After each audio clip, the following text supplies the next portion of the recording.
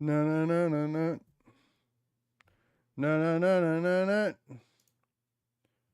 No, no, no, no. Don't do it. Nintendo will get you.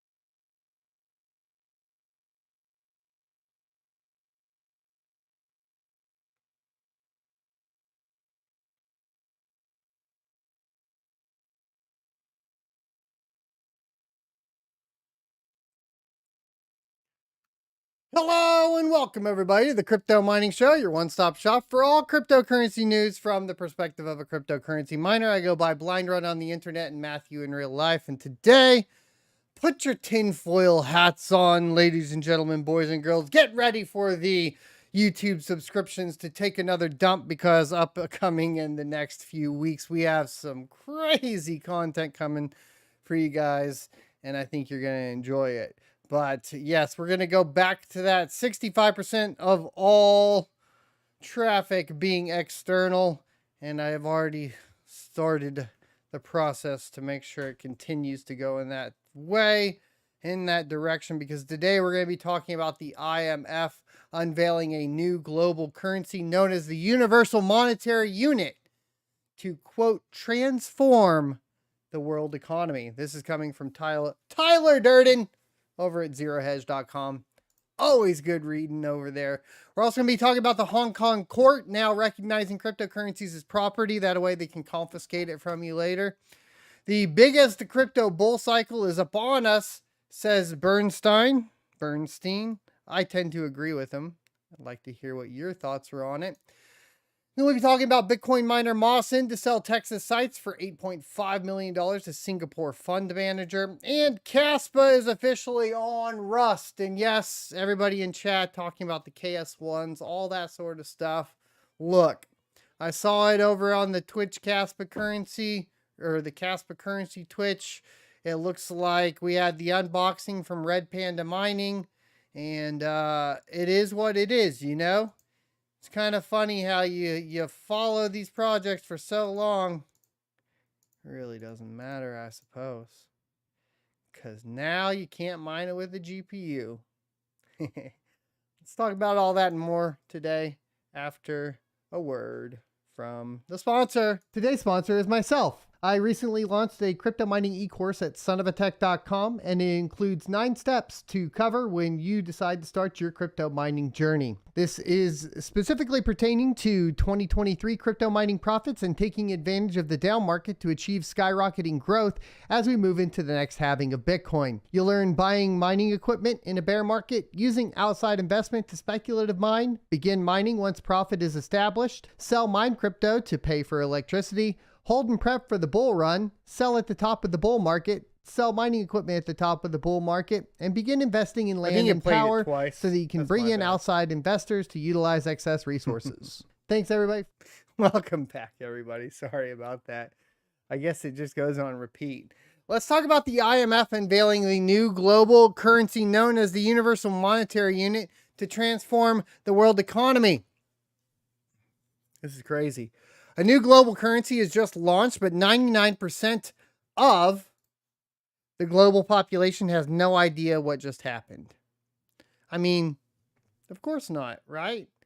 People are barely catching up to the fact that it's stupid to hold your money in banks, that the US dollar as a paper money will be worthless, and that Bitcoin and controlling your keys is paramount to your financial freedom. People still haven't gotten that far yet.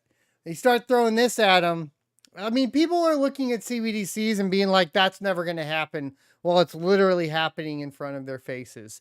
So for people, for this to be, you know, shocking, it really isn't. You know, and 99% of the world's not even paying attention to most of this stuff. Neither will they in the future either, right? The Universal Monetary Unit, also known as Unicoin. Oh my gosh.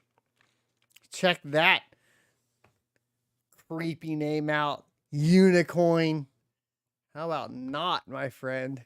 Is an international central bank digital currency that has been designed to work in conjunction with all existing national currencies.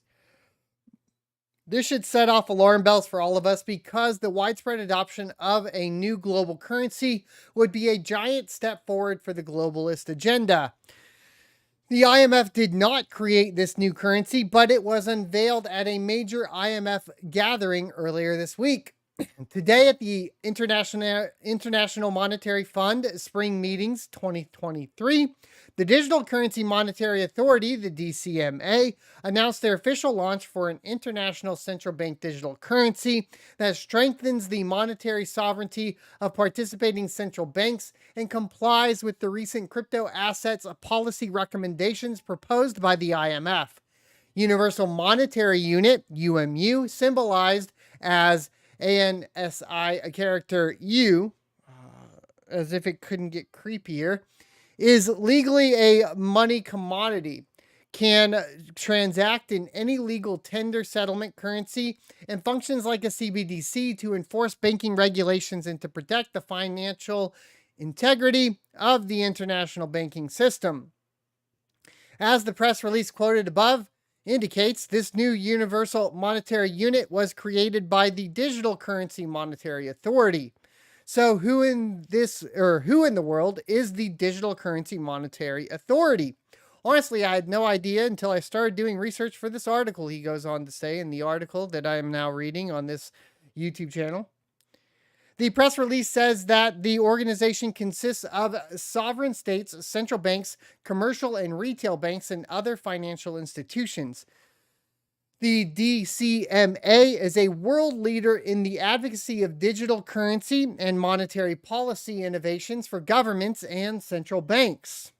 Membership within the DCMA consists of sovereign states, central banks, commercial and retail banks, and other financial institutions. Why do they always make me reread things in these articles? Come on, guys. I need to pay attention a little bit better and try to skip them. Basically, it sounds like a secretive cabal of international banks and national governments is conspiring to push this new currency down our throats. Well, I've told you guys we have two paths to go down moving into the digital transformation, and we'll come out on the other end in either one of two situations. Either we'll be in the situation where everything is centralized, and basically that does mean, yes, eventually you're centralized internationally. That's what that means. Or we come out the other end decentralized completely. And the only way we come out in the correct direction, as I would see it, which would be the decentralized way, is by educating people how to control their own finances. By controlling their own private keys and utilizing cryptocurrencies that are not CBDCs. That's my humble opinion. I'd like to hear your thoughts and opinions, of course. Just curious, raise of hands, right? Like, we'll just get a poll going. Would you rather have a CBDC or everything be exchanged for in Bitcoin?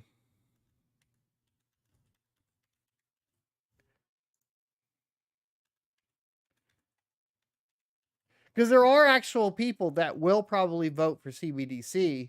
Maybe not in our particular chat, but definitely somewhere. Oh, they just left. We went from concurrent viewers going to almost over 100 to now 88. I told you this was going to piss some people off. Let's go ahead and continue to talk about it more. We're being told that the Universal Monetary Unit is Crypto 2.0. Ooh, look at that nice little pretty bow they put on top of that shit show, huh? And those that created are hoping that it will be widely adopted by all constituents in a global economy.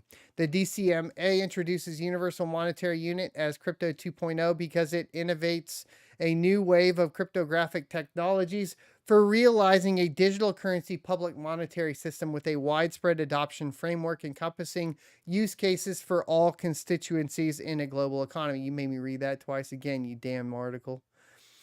I don't know about you, the article says, but this sounds super shady to me. Of course, the Digital Currency Monetary Authority is not the only one who has been working on a new digital currency. The UK has also been working on one, as well as the European Union. My assumption is this is how it actually plays out in the beginning. First thing you got to do is shut down a whole bunch of banks in each country, right? So that you have a few banks that will cooperate with the CBDC in the country, right? Then once you have that in place, you've centralized up to that form. You have like 3-4 banks, and then you have the Federal Reserve, and then that governs those 3 or 4 banks that agree to comply with all of the rules and regulations surrounding the CBDC. And then you distribute out from there, and you go internationally, and you have an international CBDC, and then you just kind of, each country does it, and then eventually you just have this hierarchy at the top. Not dissimilar from what we have now, just less steps to get there, right? That's what you end up with, less steps to get there. And would it surprise anyone that the Biden son of a gun, are you guys trying to kill my YouTube channel off right now? Would it surprise anyone that the Biden administration is touting the potential benefits of a digital form of the US dollar? Of course. Now, to be fair, Trump would do the exact same thing because he likes the digital dollar and he's definitely anti-Bitcoin. So it doesn't really matter what side you're on here. The point would be a CBDC in an attempt to strengthen the dollar. Now, I do think Trump would do a better job at strengthening the dollar than Biden. But at the end of the day, it's probably too little too late. And I don't know. That argument's moot because Bitcoin or nothing. That's how I feel about it. A United States central bank digital currency would be a digital form of the US dollar. You can just change that to will be. FedNow system comes out in July, by the way, guys. While the U.S. has not yet decided whether it will pursue a CBDC, the U.S. has been closely examining the implications of and options for issuing a CBDC. If the U.S. pursued a CBDC, there would be many possible benefits, such as facilitating efficient and low-cost transactions, fostering greater access to the financial system, boosting economic growth, and supporting the continued centrality of the U.S. within the international financial system. I don't think that is a coincidence that governments all over the Western world are simultaneously developing CBDCs. It most certainly is not, right? Like I said this earlier. What do? You collapse the banking system down to just a few banks. You get them to participate within the CBDCs. And then from there, you have one kind of global head, and you move that into the international system, and you have an international CBDC that governs all of them, right? It makes it a lot easier to do this on an international level if it is a digital currency, right? It just does. And the IMF has actually already put together an extensive handbook to assist central banks and governments throughout the world in their CBDC rollouts. So there's a handbook for this. Sometimes I just have to click it just to make sure I understand this. Oh, yeah. Nope, that exists. Nice. Okay. All right. The International Monetary Fund is putting together a central bank digital currency handbook. Yep, there we go. A lot of people out there will cheer when these digital currencies are introduced, but it's imperative to understand that once everyone is using them, your financial privacy will be almost totally gone. Not almost totally gone. It'll be totally gone. Not that it isn't already totally gone.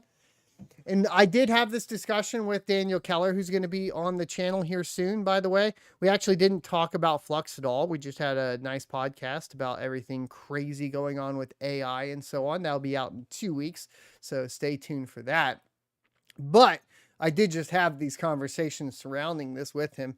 And it is interesting that, like, it's kind of like the younger generations really won't care about this. Like, if you ask the younger generation if they even have cash, and then on top of that ask them for like the perks to having cash, most of them don't care, right?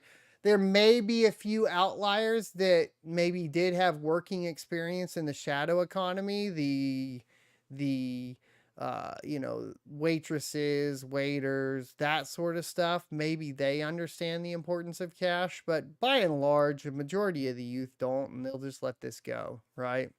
Which, by the way, means that the shadow economy goes bye-bye as well, just in case you're wondering. Whether you think that's a positive or a negative, you let me know. I thought we were pro helping the little guy out, like the waitresses and waiters. I thought that's what we were as a society. But, we need to make sure that we're getting the taxes from them and making their lives nearly unlivable so that we can continue to feed the war machine. Sure, that works. Can you imagine a world in which you are restricted from buying meat for a while because you have already used your carbon credits for the month? It's even just simpler than that, like the shadow economy example, right? Your financial privileges could be potential. Now, we've talked about this. CBDCs, social credit scores, it's definitely getting rolled out in China, so on and so forth. We could see these types of tinfoil hat moves in other Western countries. I think the US, you would be pretty hard pressed to get there. I could be completely wrong.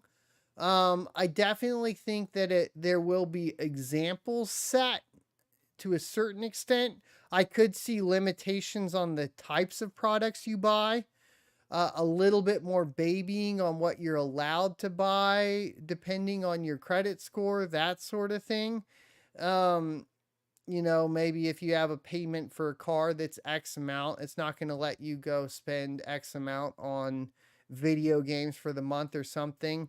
It'll all come in some form or fashion of convenience, meaning that I don't think it's going to, at least stateside, right? So you have to take this into consideration, like stateside, like US, Canada, that sort of thing. Canada, maybe not. Maybe they go full on. I don't know. Let's just say United States of America, the way these can of goods are going to be sold to you is convenience, right? Like, hey, we're going to make those financial decisions for you because we just know best. And it's going to be best for you anyways, right? Like, we'll just make it easy for you right off the bat. Bing, bang, boom, good to go. That's really where it's going to come down to, I think.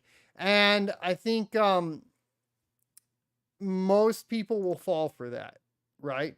I think most people across the board are just going to say, like, okay, right? And then we'll just kind of slowly fall into it, right? Oh, thanks. It'll be like a warning. So you know how like now you may like tweet and you say something mean and then Twitter will be like, are you sure you want to say that? You know what I'm talking about?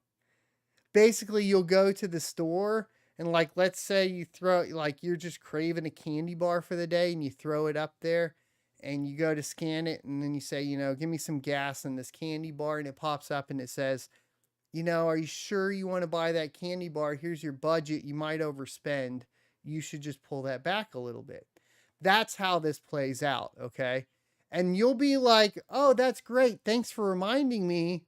Now I'm not going to make the mistake of buying a candy bar. You see what I'm saying? See where I'm going with this? That's the reality of the situation. Because pushing it all the way into this, oh, I'm not going to be able to, that's not going to fly. You can't sell that way. It's just going to be a feature that's built into your FedNow payment system, and that's how that's going to play out, right? It's just the way it is, man. It is what it is.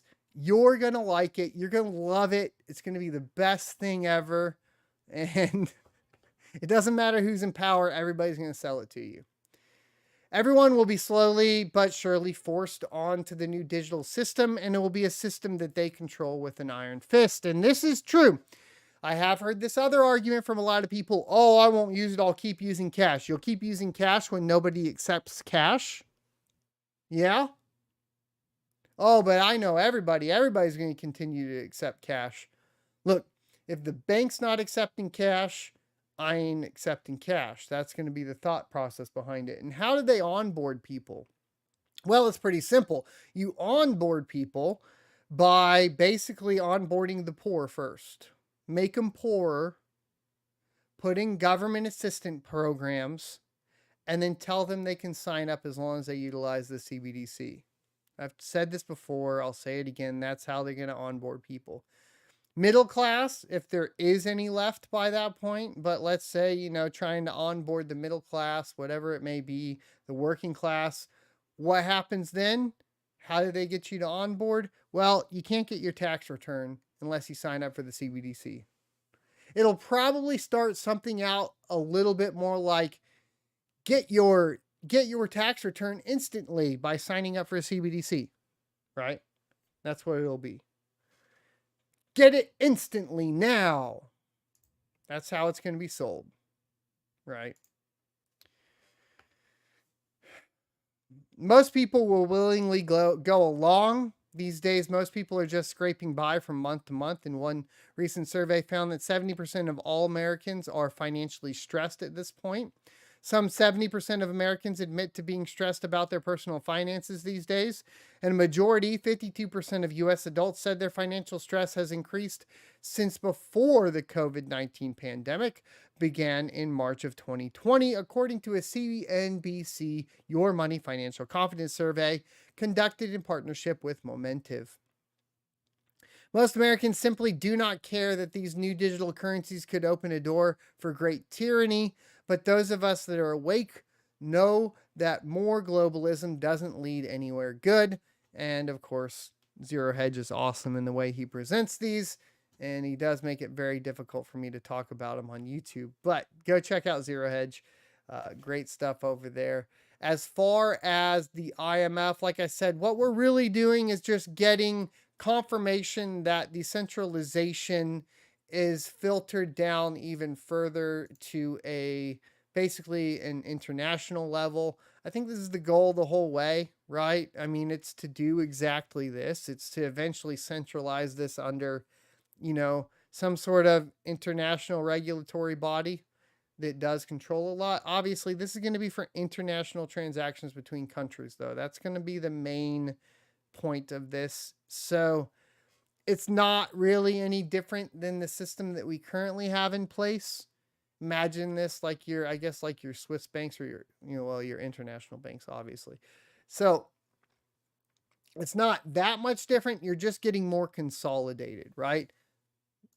Meaning, like, don't freak out. The world's not ending. Also, maybe it is, but it doesn't really matter. Live your life and enjoy it. But it's important to understand where right now, I think the biggest protest and the biggest statement you can make is literally just buying Bitcoin. If you have any, I really honestly think that that's like, it's not even buying Bitcoin right now isn't about making money. Buying Bitcoin right now is about protesting. I really honestly think that's what it's going to turn into. Let's talk about Hong Kong court recognizing cryptocurrencies as property now. When it comes to cryptocurrencies, governments across the world have been confused about their true nature. While some brand it as a commodity, the SEC has been trying to frame it as a security. In one of the recent court rulings involving the now closed crypto exchange Gatecoin, a Hong Kong court has recognized cryptocurrencies as property. The details were shared by the law firm Hogan Lovells in one of their recent blogs. The court ruling concluded that cryptocurrencies are properties that are capable of being held in trust according to the details. Quote, Honorable Madame Justice Linda Chan in Re Gatecoin Limited 2023, Hong Kong CFI 91, found that cryptocurrency inherently has all the attributes of property, but that in this case. Similar considerations of cryptocurrencies as property have been ruled in mainland China as well. Hong Kong's recent recognition of cryptocurrencies as a form of property that is equivalent to other intangible assets, such as stocks and shares, aligns it with the stance taken by other common law jurisdictions, whose courts have already ruled on this matter. Hong Kong has been making positive moves towards the adoption of cryptocurrencies with the intention of becoming a cryptocurrency hub. There is that. But seeing that we're in tinfoil hat mode today, do you guys want to throw the tinfoil hat on for fun? because I heard this one. Do you guys want to hear the tinfoil hat behind it? I'll just give it to you. Here it is. The tinfoil hat behind this is that if you deem it a property, then you can confiscate it. That is it. So there you go. The biggest crypto bull run cycle is upon us. Now, I've been saying this for a while. All right. What we have seen in the recent history of Bitcoin has been abnormal for Bitcoin historically compared to the previous halving cycles. Now, I talk about the halving cycles a lot. Of course, I cover them in specific detail in my crypto mining e-course and how to utilize them to actually make money and build a business surrounding cryptocurrency and cryptocurrency mining. That being said, the halving happens every 4 years, about every 2 years. You essentially have a bear market that is what we're in right now, and it waits until the next halving to basically start going back up in price. And the thing is that while we are seeing still a pretty similar performance for Bitcoin as far as like priced around the cost to mint a Bitcoin right now, it is starting to correlate closer to gold than it has in the past. And this is starting to obviously raise some eyebrows in the retail market, which is changing the trajectory of Bitcoin. You compound that with the fact that there is now this sort of, like I said earlier, sort of like protest. And here's why the protest is happening, right? In what other asset are you going to put your money in that has performed as well as Bitcoin over the past year?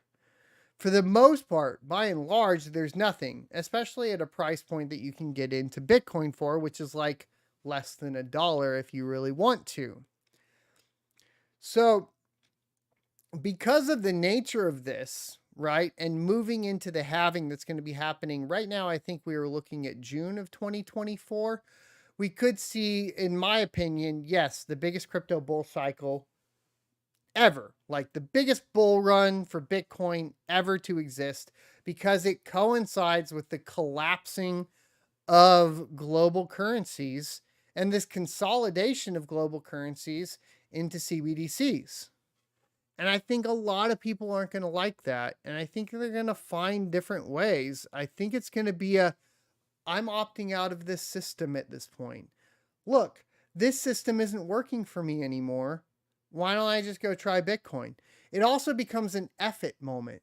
If all of my money that I keep putting in the bank keeps turning into less money than when I put it in there, then it's like, and then they want to tell me, oh, Bitcoin's volatile. You get to the point to where there's going to be people that just say, F it, put it in Bitcoin. Why does it matter? My money's not worth anything no matter where the fuck I put it. So I'll just put it in Bitcoin now.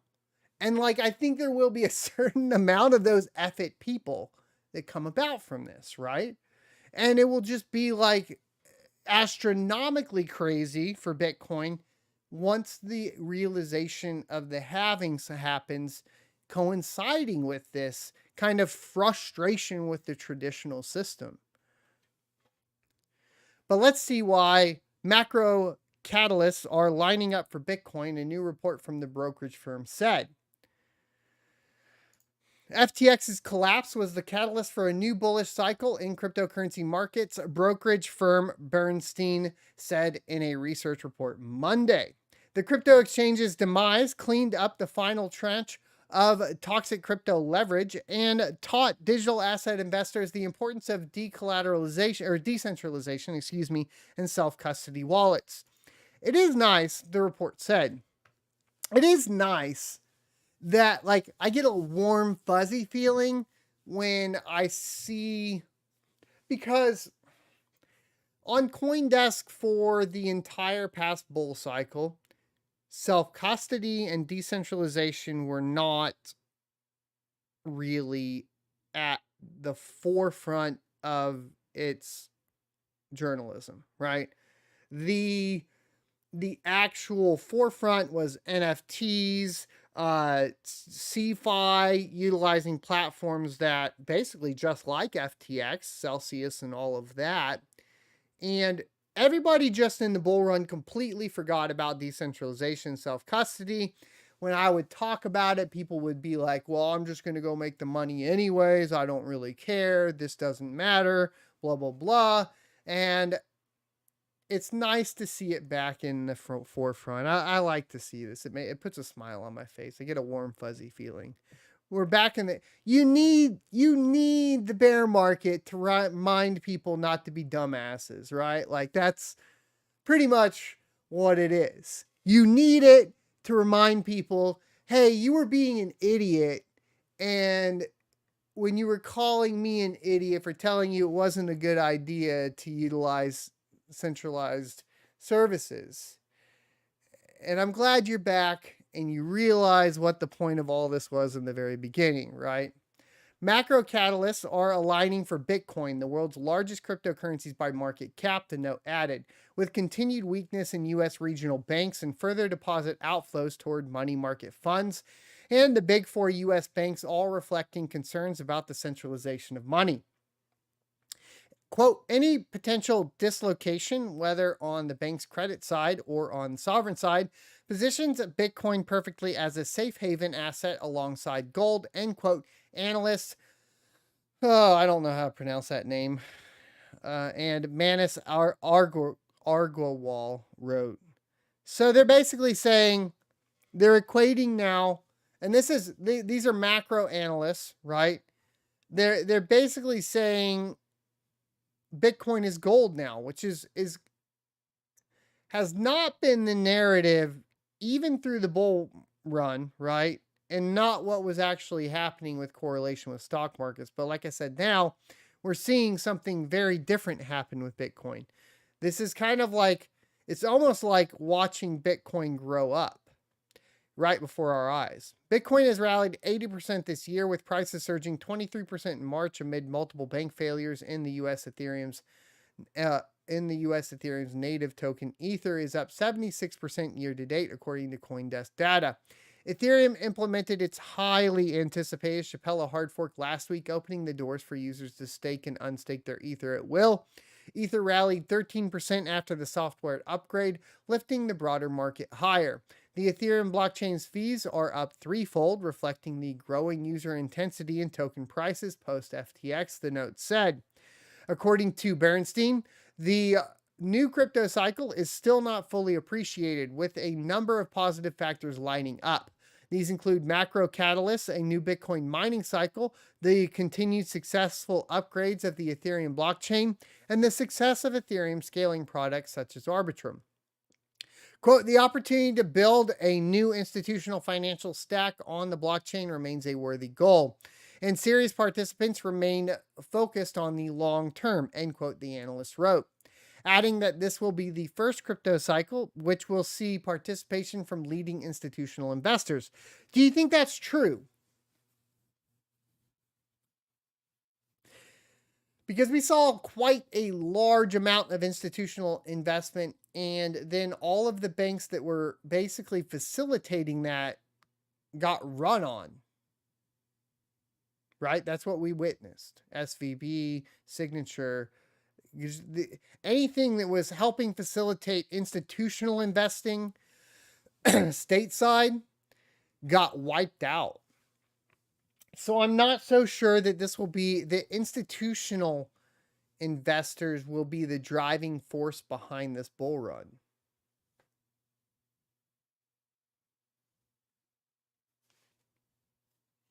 Right?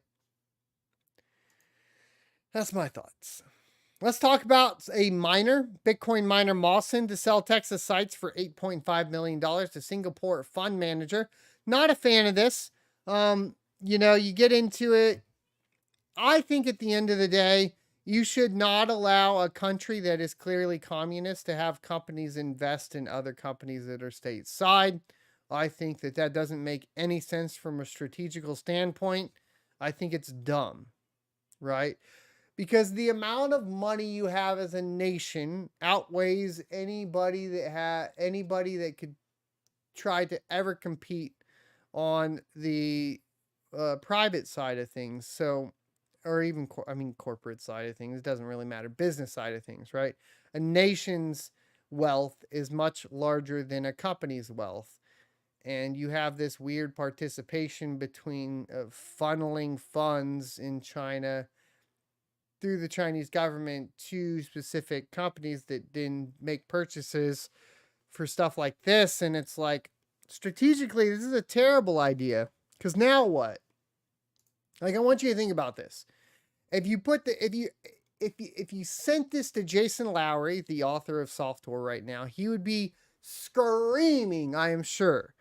Because this is a national security threat. Because now not only does Singapore, right, essentially have the ability to mine Bitcoin, but they're utilizing United States infrastructure to do it, which is absolutely hilarious to me, right? Like, it's like, oh, and we don't even have to build the infrastructure to do it. So if you attack it too, you're kind of attacking yourself, which is even funnier. Bitcoin miner Mawson Infrastructure, MIGI, said it agreed to sell its site in Texas to Singapore fund for $8.5 million in cash and stablecoins.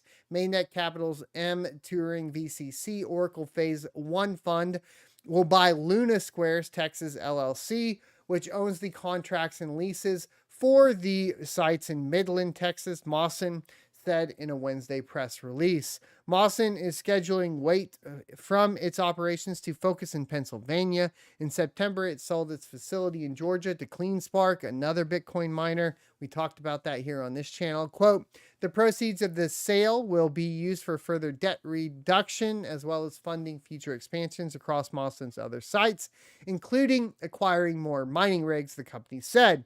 Mawson expects to have sufficient infrastructure to support 4.2 exahash a second of mining computing power by the end of the second quarter. Luna Squares LLC, a separate subsidiary, hosted about 10,000 machines for bankrupt crypto lender Celsius Network as of the end of December, according to court filings. Celsius loaned $20 million to Mawson in February 2022, and the two firms discussed another $20 million loan last June. Luna Squares didn't plan to add more Celsius machines as specified in their contract until the loan went through, the filing said. Luna Squares holds about $15.3 million in Celsius deposits, according to the bankruptcy filings.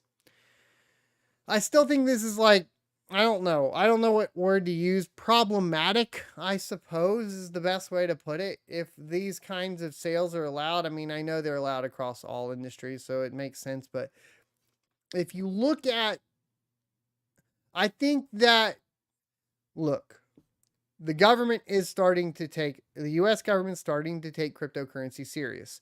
I just think that they're not taking the actual parts that need to be taken serious as seriously as they should. This is something that should be looked into. Not whether or not Joe Schmo bought a little bit of Ethereum on Coinbase and staked it last year, right? It's just crazy. Rust and Alpha. Kaspa on Rust, the Alpha release was successful. I do have a node running. I did build the node over on sonofatech.locals.com. It's very easy to do. If you want to go check that video out, you're welcome to. I haven't done a guide for it yet. I've been extremely busy with, well, doing this channel. So there you go. The current Ubuntu Linux binary will not run on Linux versions 18.04 or 20.04, so you have to use 22.04 and so on. I think 20.04 does work now, though. Don't quote me on that. Check the Discord. Introducing the Rusty Kaspa Alpha release as an alpha stage product. It is in the initial phases of development, although this version is designed as a seamless drop-in for the existing Kaspa Go node. This release will primarily apply to experienced Kaspa command line users who want to help evaluate and stabilize the fresh code base. There you go. Is the Rust rewrite a hard fork? Yes, eventually. However, Rust won't hard fork until the block rate increases. A hard fork schedule will be released. Now, for those that don't know, for a hard fork to be basically accepted, the node runners will have a majority of the node runners will have to upgrade to the Rust version, and then that's when the hard fork will be allowed to take place, and then we'll have a block and blah blah blah. For the most part, hopefully it'll be seamless. However, that's not always expected. Just keep it in mind. So, do they communicate with each other? Yes, they currently do. As Rust is integrated and tested, is there a version change? And so it does say, as such, 1.0, 1.1, or 2.0, as Rust is developed and integrated, the version numbers will change to reflect updates. The current version number of Rust in alpha is version 0.1.0. Meaning, assumedly, the beta will be like 0.2. And then the official release will be 1.0. What should node runners do to prepare? It says you can familiarize yourselves with the CLI, which we already did over on locals. And you can test it out, blah, blah, blah. I think that right now specifications is approximately 30 gigabytes. After running for 25 days. And then you will have to make sure you're only mining on the test net if you want to go test. That's been an interesting process. I will be trying to cover that on the channel. But pretty much it. Nothing really special here. I just wanted to say congratulations to the KASpa team for getting that done. Obviously, a big move forward, as that is the Rust upgrade specifically is what's going to increase the blocks per second, which obviously increases total transactions per second as well. This is a big upgrade that has been, in the works for quite some time now. So it's good to see it moving forward. We do have new miner releases coming out. Most of them are just updates and support for Ironfish, which is really quite odd to see because it is Blake 3. Alephium's been around for a while, but there are basically new miners that have been adding support for Blake 3 now, which is nice for Alephium too, I guess. And we can talk a little bit, I guess, about the Ironfish release and launch 2 here in a tad, but the Rigel miner version 1.4.3 is out, and it released, I think, yesterday with some new or more miner performance and efficiency improvements. I think they had a couple different versions, basically all trying to improve stuff for Ironfish, right? Same thing with Team Red Miner, I believe, was all Ironfish updates for the most part, adding dual mining support for Ironfish with Erg. This is what I would say. Ironfish is a really interesting project from the standpoint that it launched with more support than I think I've seen any coin launch with. As far as this was the most hash rate, the most amount of miners, the most amount of mining software, the most amount of pool support, just everything right off the bat. It does beg the question, why? I mean, there was definitely some weird stuff going on. I think things that were detrimental to the network was like the incentives that were offered on hero miners, which, centralized that initial hash rate pretty heftily. I don't think that was a healthy marketing move. I would like to not see stuff like that happen. I mean, I get it. Hero Miners is trying to get all the miners, but if you get all the miners, then you kind of are defeating the purpose of cryptocurrency in the first place. So it was very odd stuff going on. I am trying to do some more research and due diligence surrounding the Ironfish launch, why it had the push behind it, why we saw BitBoy Crypto come behind it, why we saw when brought into question the actual launch, we had personally, I was this is a really bad launch on Twitter, immediately getting attacked by people from the BitBoy kind of YouTube crew. I'm wondering what kind of stuff's going on there. There's a lot of weird red flags going on with it. It's got that VC crowdfunding that we talked about in the past. That really has a very odd token distribution.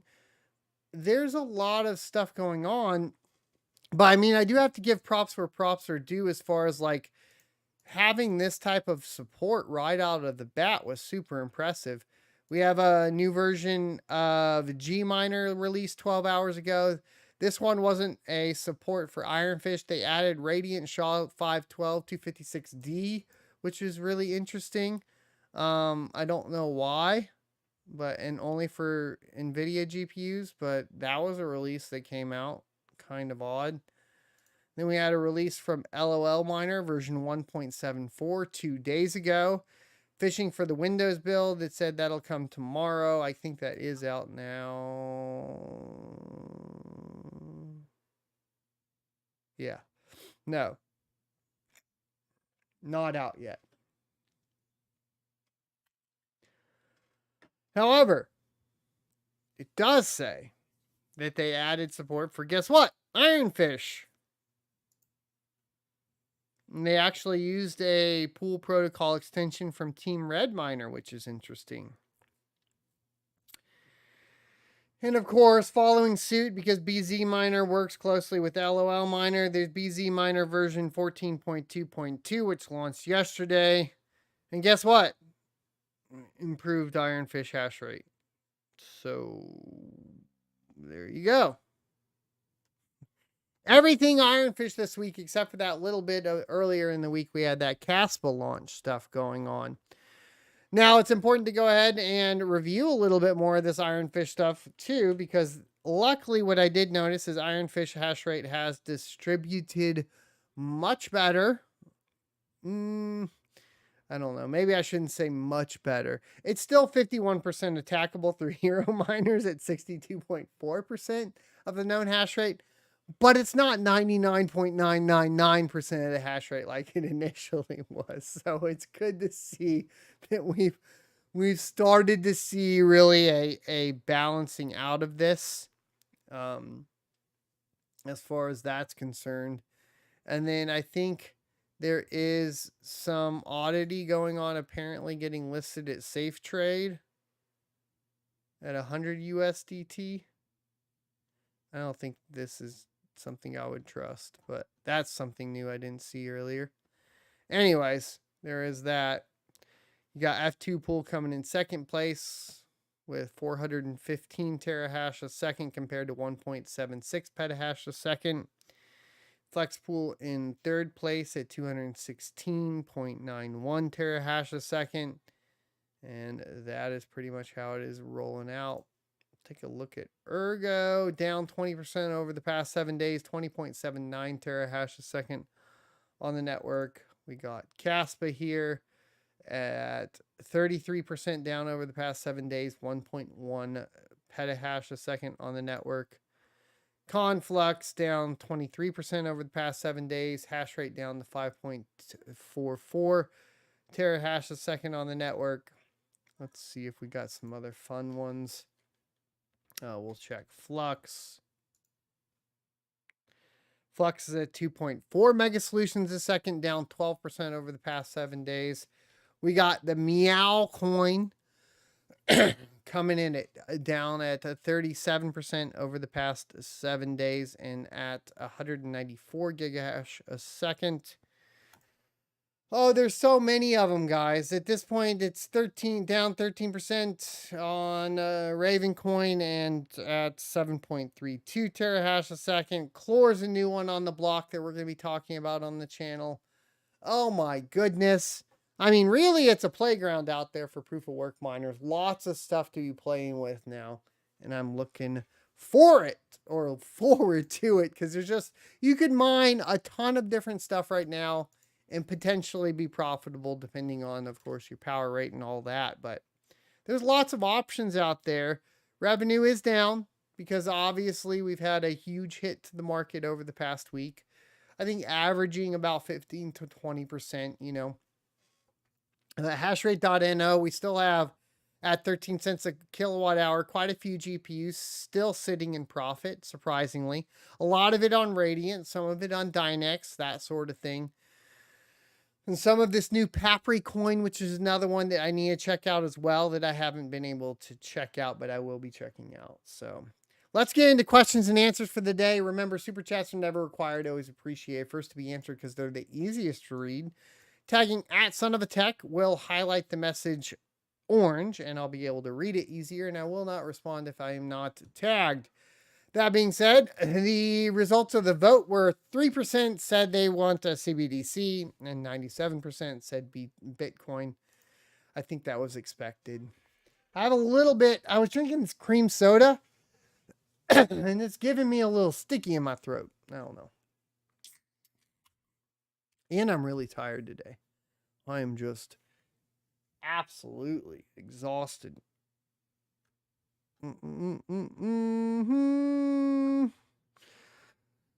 Trillion capital. Front of attack equals artillery. King of the blockchain battle. Not my intention. Philip says, at Son of a Tech, would you rather have an A770 or a used 3070? An A770. Is it the 16 gig model? I mean, I guess either way, really. A770. Brand new with that warranty. Belly says, Red Panda Mining bricked the KS2. That's interesting. I haven't looked at that. I guess maybe he's live now. Matt K says, that's not that. Can you cover how to set up a node wallet with Rusty kaspa? I mean, yeah, I can get on that. I can work on it. Sorry, I still got something stuck in my throat. I might have to get a water real quick. Give me a second to get a water and we'll finish the QA.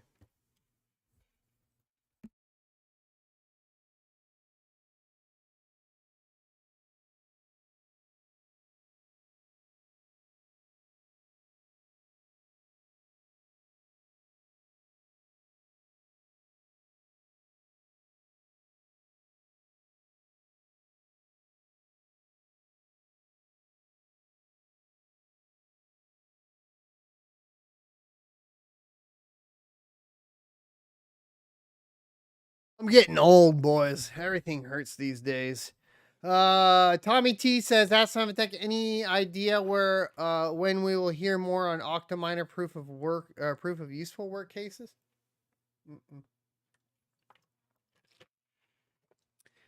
You know, I think it'll be a while before we hear about any of that. But when we hear about it, we hear about it, right? Shogcall says, Ask Tech, is Rocket Chat still up? Yep, I'm still in it. I mean, not a lot of people chat over there anymore. Ursa Prime says, Ask Tech, summer is coming around, and I need to start replacing thermal pads on my GPUs. Is there a brand you recommend? I use the cheap blue thermal pads off Amazon. Because they last longer and they seem to be within specs. So I forgot the name of them. The Iuni. Iuni. Something like that. I'll link them to you.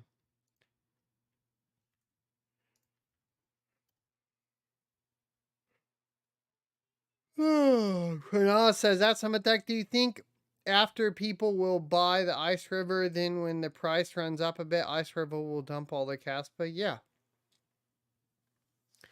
Unless they're planning on building more of these, but who knows? I mean, there's a lot of questions going on, man. Right?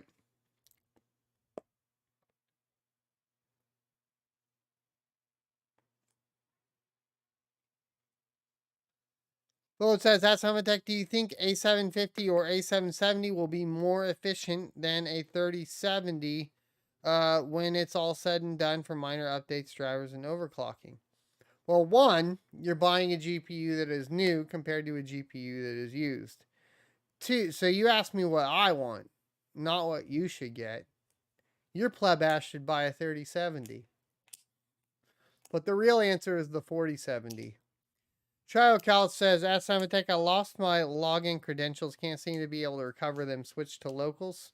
Yeah, I mean, everybody's using locals these days. Locals is kind of the best. It's not a chat room, but it's pretty solid.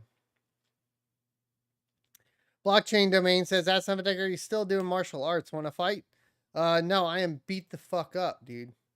I have a compressed L1 that's pushing on my nerve sac that basically I fell over this morning and hit my head on a table because I tried to stand up out of bed and couldn't walk. Then 2 tore tendons in my foot, and I don't know what I'm going to do right now.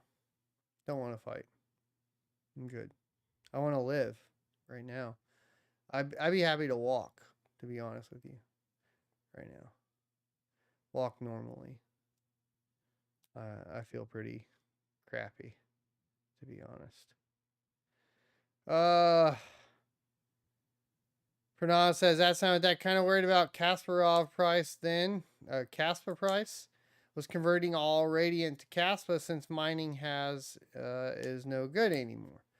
Well, so yeah, I mean, like, I don't know how much is floating around from FPGAs and all of that. Yeah, I don't know. I do think that any FPGA manufacturer has probably already dumped all of their Kaspa at this point. So I wouldn't really worry about that, or FPGA miners. I think they dumped already. I think that's pretty much done. Now if Ice River's playing the same game, which is hard to tell if they are or not. The thing is like the amount of hash rate that increased that coincided with the announcement was kind of odd in the first place. There could be a whole other set of ASICs going on here, because from my understanding, it was a short release window, or not. It was a short or a low amount, I suppose, of stock for the Ice River. I do think that something curious is up with Ice River. So I'll be curious to see what happens with Red Panda and everything from that perspective.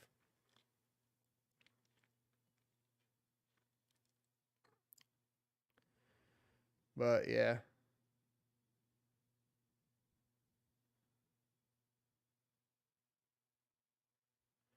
Blockchain Domain, thanks for the $10 super chat. Feel better?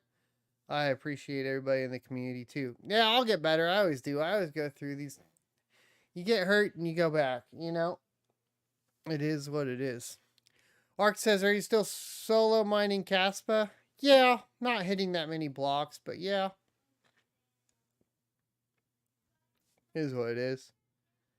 It says, at Symantec, Red Panda thinks Kaspa price may never recover, or may not recover from now on. Similarly, the way Kadena price got dumped after ASICs. What do you think? So I'm having, I'll put it this way. I have questions surrounding it, and I have scheduled a chat with Shai, because my understanding is that the chromatic emissions was specifically tailored to accommodate for this. So I will ask him, and we will see what his answer is and if it sounds sufficient or not. Is that fair? I don't know. I don't know the answer to the question, because we've never seen an emission schedule like Kaspa. We just haven't. Kadena's much different. Scotty Air says, ask Simon that core strength is imperative. Yeah, I have good core strength, so I'm okay there. I just need to get rid of the bulging disc. I forgot what it's called. That is protruding into the thecal sac. I think is there's other words in there too. And I don't know what they all mean. All I know is it just hurts real bad. Pranav says, that Symantec also on mining pool stat, it does say Kaspa network is at now 2 petahash. Nice. Philip says, at Symantec, I can't wait for the 4070 and Intel GPU review with hash rates and efficiency. We have 4070 hash rates are already up, or a lot of them are already up on locals for members or subscribers. So if you're interested, you can look at that. I think, is it tomorrow? Tomorrow is another hash rate video for sure. Thecal sack, McCraze. Thecal with the.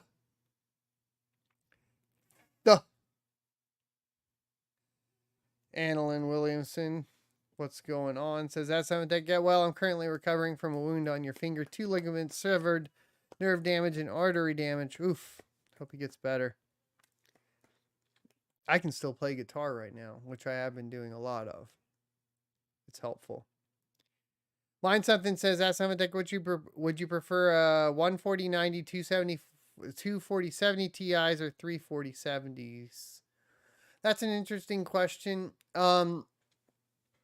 In my experience, previous generation models, the 4070 is better than the 70 series just in general is typically better than the 90 and the 80 series. The TIs don't see.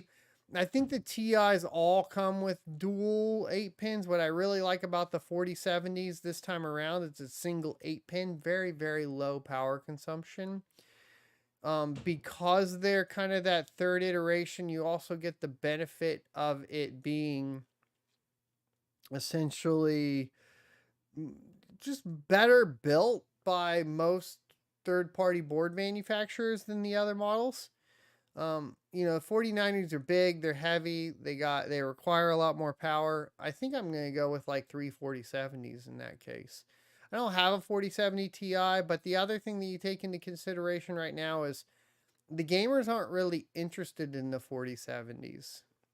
The problem is, right, NVIDIA's doing that same old bullshit they always do where they start limiting supply instead of lowering price.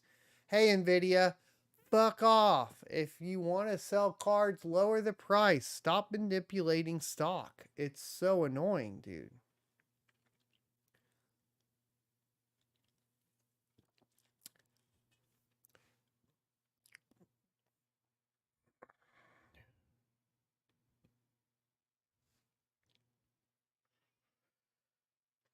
Manuel says, did you see that kaspa is on 2 miners now? Yeah, we talked about that. I don't know. We announced that a long time ago. I think last week we talked about it on the show as well. Trillion says, ask Tech, do you see bitstream standardization and democratization allowing FPGAs to be an integral part of one's hardware portfolio? Yeah, well, there needs to be an open standard for bit streams, but that's a very difficult thing to say. It's an easier thing to say than to get done, right?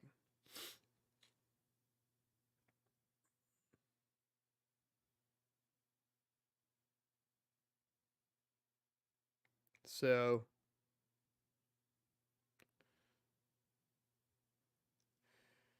I think that it's hard. Like, that's, if you're buying, like, if you were buying the C1100, which I think is the like one of the latest models, maybe it makes sense, but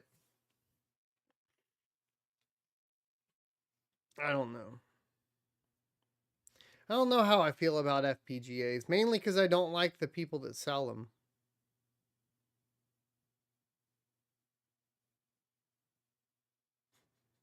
I just don't like people that act and operate from a scarcity mindset.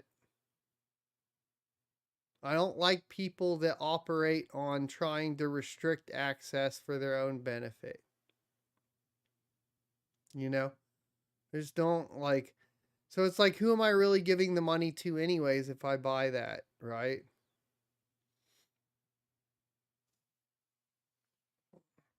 Somebody that lives within a scarcity mindset.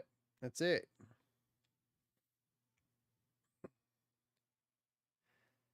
Coastal Crypto is getting FPGAs, though, that are also, to be fair, like 3 years old, right?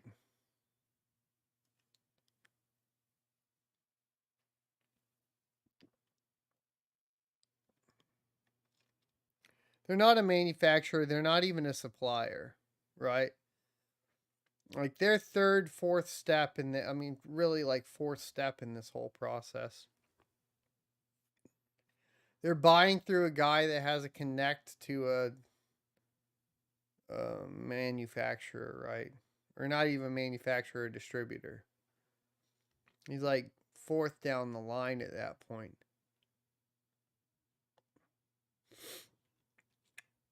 He's getting them after these. I mean, presumably, Coastal Crypto is getting the FPGAs after they've been mined on, and those FPGA supplier or distributors have stopped mining on them, have dumped onto the market, right?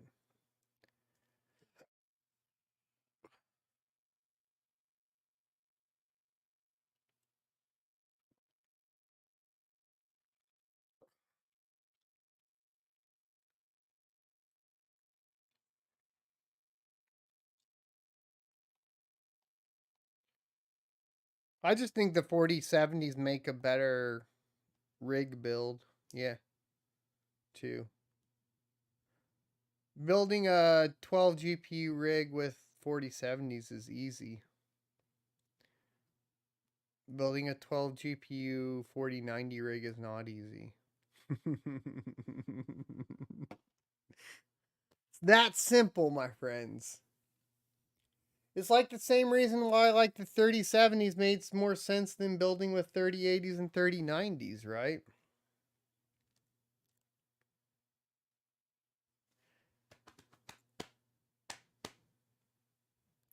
Thanks everybody for watching today. I am going to go get the kids in bed and hang out. Hit the like, comment, subscribe, and notification bell down below. And I will see you next Tuesday.